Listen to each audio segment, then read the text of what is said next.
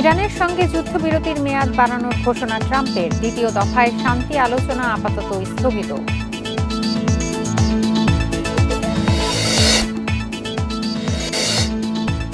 গ্রাফিতিতে গুপ্ত লেখার জেরে উত্তাল চট্টগ্রাম সিটি কলেজ। ছাত্রদল শিবিরের সংঘর্ষে আহত অন্তত 15 জন।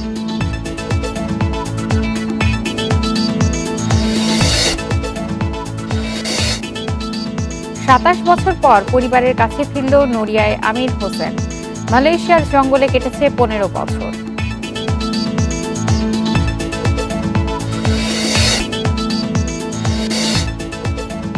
জ্বালানি আমদানি ও মজুদ বাড়লেও পাম্পে কমছে না দীর্ঘ লাইন। অবৈধ মজুদকে দুষছেন বিশেষজ্ঞরা।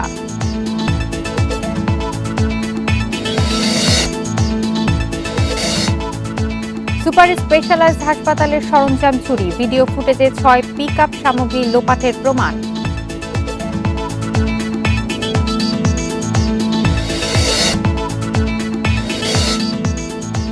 আজ ও কাল সংরক্ষিত নারী আসনের মনোনয়নপত্র যাচাই বাছাই চলবে। প্রতীক বরাদ্দ 30 এপ্রিল।